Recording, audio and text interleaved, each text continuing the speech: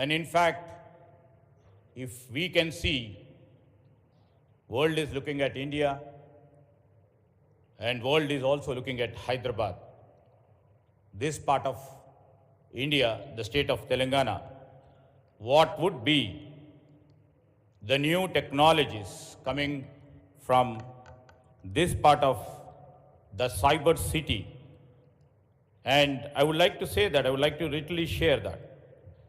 You know, over a period of time, especially the Cyber Security Bureau, I would like to really congratulate, and we take the pride in the work done by the Cyber Security Bureau.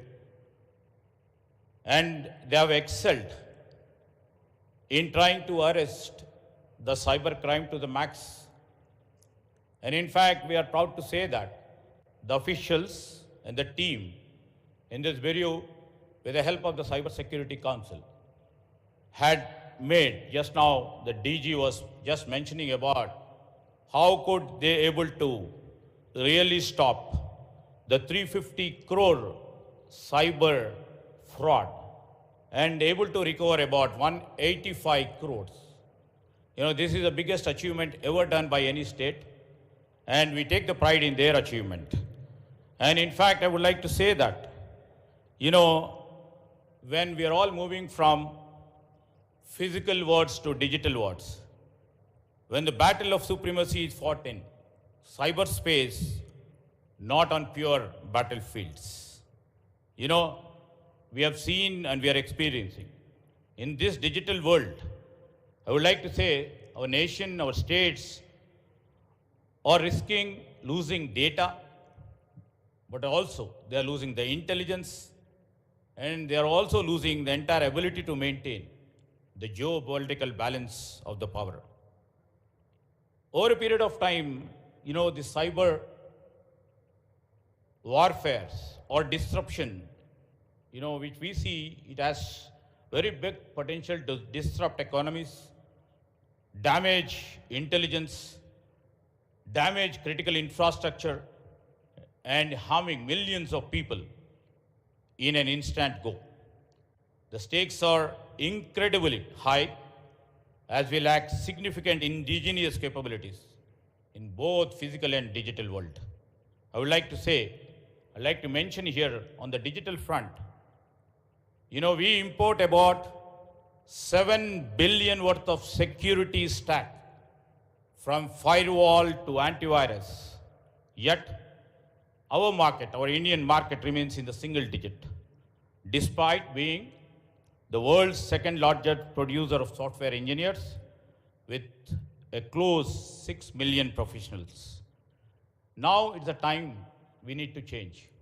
We had to move from the traditional mode of approach to the real world digital era. And we shouldn't rely on our external partners. And as we are all seeing, the world order is shifting. And from world order, as we literally see that the soft power is playing a crucial role in maintaining a balanced power, which is supposed to be the next world order. World everywhere is absolutely trying to see that they are hyper-connected. You know, just like Google knows more about you than you know yourselves. Google knows where we are here now. It also knows what we eat, what we like, and even what we talk about. Data is flowing everywhere and constantly crossing boundaries.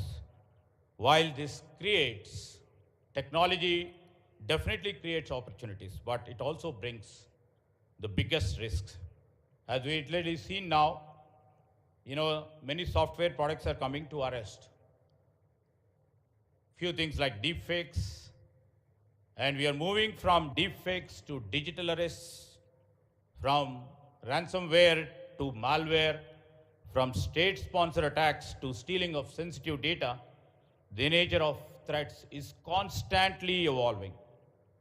On this, you know, with emerging technologies like artificial intelligence and the today's subject, cyber security, or tomorrow's the quantum computing, data analytics, It is becoming easier for everybody. Technology, everybody appreciates, is double-edged. It helps, it also disrupts. And this is where, we have to be very vigilant in terms of crimes and criminals. And if you have seen the ransomware, zero-day exploits, vulnerability toolkits, personal data and intelligence can be purchased in the dark web for as little as $1 to carry out the attacks. Today, our national infrastructure, whether it is Aadhaar, UPI, banking, healthcare, or transportation, everything needs adequate security fabric. A small and minor vulnerability like recently we have seen the CrowdStrike attack can cause massive disruptions across the country, demonstrating how single weakness can have the global repercussions. A cyber attack in recent times on All India Institute of Medical Sciences, how it has disrupted healthcare services, even affecting basic blood tests. Similarly, what I mentioned, the CrowdStrike incident brought the global aviation sector to the standstill, leading to the flight cancellations, delays, and even the inability to issue boarding passes. In another instance, I would like to mention here the cyber attacks on power grids, disrupted electricity supply, underscoring the vulnerabilities in the critical structure. In digital warfare, if you see, the battle truly never ends. Once you come up with a solution,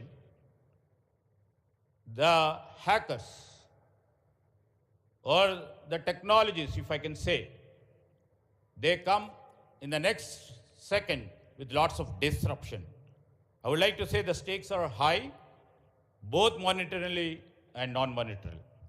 It is shocking to know, as per the reports, the world loses about 10 trillion every year to cyber crimes. And India alone, according to the statistics, I may stand corrected, we lost about 15,000 crores over last year. These are from the reported cases. In Telangana, the financial losses from cyber fraud have gone up, but still, the great efforts put by our department over here has made it very minimal. But these are all only few cases which we get into our notice. There are many cases which we don't have the notice about. And basically, lack of awareness or concern about privacy among the people, they don't report. If we add to unreported cases, definitely I can see it would be doubled. And the real big deal is data, which is our intelligence and our future. India, which is one of the largest digital markets in the world. And these sort of sessions definitely will wake up, and it shall be the wake-up call for the country. Fraudsters, as everybody is saying, not just targeting money. Now data has become most valuable asset for everybody. So they're not targeting money, but they are after our data. We should be vigilant at every level, from individual to business to the government. In cyberspace, once money is lost, as everybody knows over here, recovery is quite difficult. It crosses borders in millionth second. We cannot tackle this until our approach.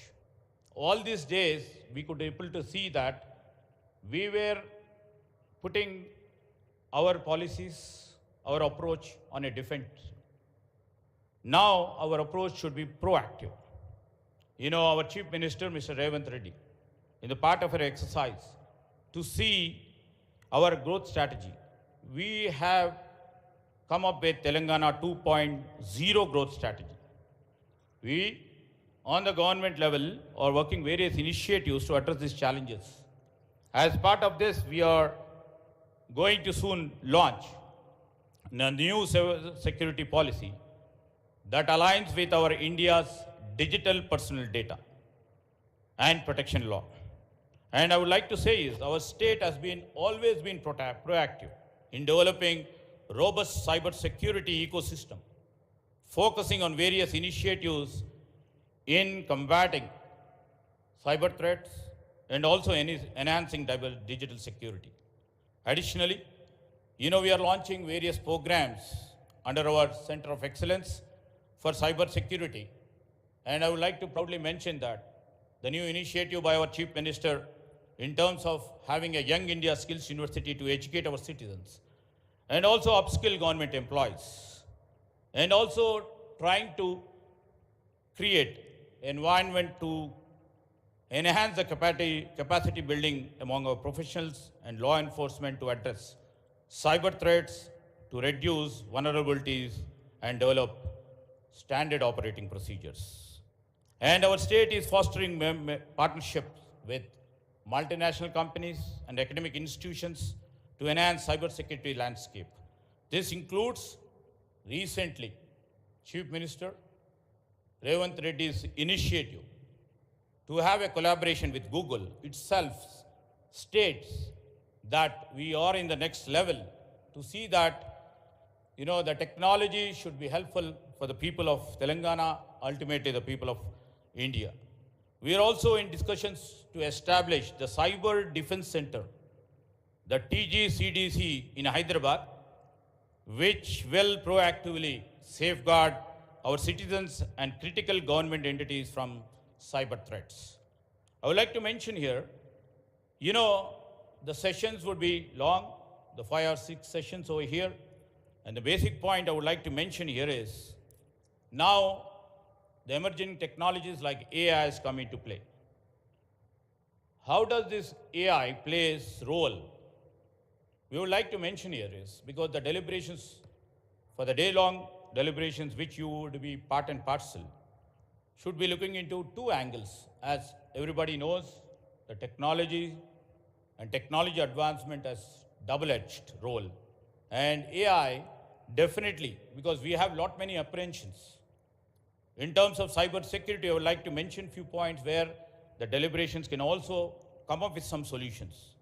In enhancing cyber attacks and defenses, I would like to see that, this AI enables cyber criminals to execute attacks with greater sophistication, speed and precision. How do we deal about it? AI-powered malware can adopt its behavior to evade detection by traditional cyber security measures. What need to be done? AI can automate and scale phishing attacks, making them more effective. How to deal with it? AI tools can allow cybercrime groups to collect and analyze private data in greater detail. How do we arrest that? AI-driven attacks can identify vulnerable and exploit weaknesses. How do we deal with it? Hackers use AI to create advanced attack and deploy new and updated forms of malware. So how do we deal with all these things? And I would like to mention here, these are, in this sort of conferences, the solutions which you people come up. Our government, especially our Chief Minister, who is very proactive in his approach, would like to take the best of the solutions and move forward in enhancing our technological fabric. And, our Chief Minister in recent visit to our Davos, he recently announced that Telangana is aiming to achieve 1 gigawatt of data center capacity to host our data center, which will be absolutely be AI-driven data centers in times to come. We must know now the digital world absolutely is most vulnerable than the physical one. Connecting to internet links us to over 6 billion people across the world. It is a big opportunity, and also I would like to say that it's the biggest threat that we must stay cautious. It is our shared responsibility to protect our data and maintain good digital hygiene. By doing so, we can unlock the full potential of the digital world and make India a leader in innovation and digital power. I would like to mention here to other and address the growing cyber threat landscape while fostering innovation on one hand and inviting investment in the region. Our government, through policies dedicated centers and collaborative council would be creating and would be serving. And also, we would like to see that a best and vibrant digital environment is being created. With these few words, I would like to conclude, and I thank the host and especially the Cyber Security Bureau for hosting this meaningful session. Thank you, Anand. Thank you so much, Sridhar Babu, sir, for delivering such a clear address on the topic.